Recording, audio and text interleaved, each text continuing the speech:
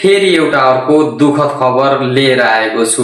भारतको 44 post office Karnaprayag गढुवालमा 2 जना नेपालीको हत्या गरिएको छ। सुर्खेत पञ्चपुरी 2 का विष्णु नेपाली र प्रकाश नेपालीको भारतको 44 कर्णप्रयाग गढुवालमा हत्या गरी नदीमा बगाइएको छ। कसले गर्यो, किन गर्यो, के कारणले गर्यो, हत्या गर्ने को हो भन्ने कुरा अहिलेसम्म खुलेको छैन। एकैछिन यो भिडियोलाई हेरौँ है त। चमोली हजुर, अनि पोस्ट अफिस कर्णप्रयाग हजुर, अनि 2टा बच्चा अनाथ र एउटाको नाम दिनु नेपाली, अर्काको नाम प्रकाश नेपाली। इनको चाहिँ यारकन हत्या नै भयो भन्ने फिक्स छ। हत्या गरेर लास नदीमा फालेको र त्यहाँ जहाँ लाला थियो उसले चाहिँ यारकन कर्णप्रयाग लालाले चाहिँ बरामद गरेर लास चाहिँ यारकन राखाइदिएको छ। ल अब सम्पूर्णले अब यो चाहिँ फेसबुकमा हेर्नु होला। उहाँको चाहिँ 2वटा छोराहरूलाई चाहिँ उहाँ इन्डियाको कर्णप्रयाग भन्ने ठाउँमा चाहिँ हत्या गरेको भन्ने कुरा सुनाउनु भएको छ।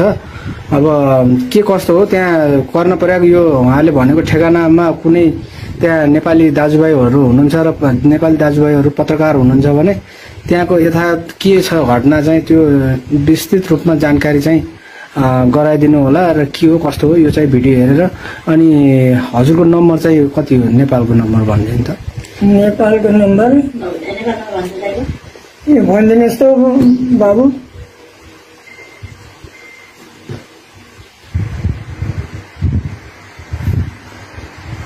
कहिले हो घटना भयो, कहिले हो यो? हिजो बेलुका कि बिहान?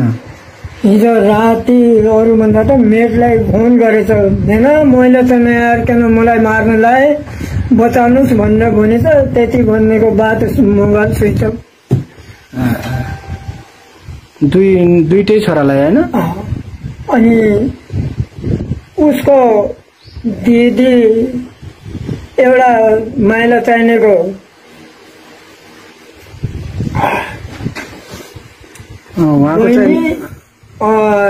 साइला चाहिनेको दिदी पनि हुँदैछ, टिका नेपाली। ओली कर्णप्रयागमा जुनसुकै नेपालीहरू साथ हुनुहुन्छ हो, तपाईँहरूले चाहिँ यथार्थ यो घटना के हो सबै चाहिँ यो घटनाको विवरण चाहिँ यो भिडियो हेरेर चाहिँ तपाईँहरूले गरिदिनु होला भन्न चाहन्छु। यो भिडियो हेरिसक्नुभयो। यो भिडियो हेरिसकेपछि तपाईलाई के लाग्छ? तपाईका मनमा लागेका कुराहरू तपाईले कमेन्ट बक्समा गएर कमेन्ट गर्न सक्नुहुनेछ।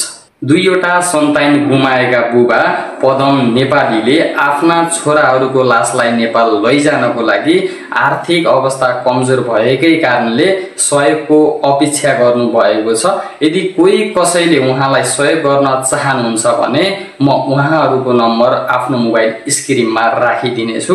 त्यो नम्बरमा तपाईहरूले कल गरेर बुझेर सहयोग गर्न सक्नुहुनेछ।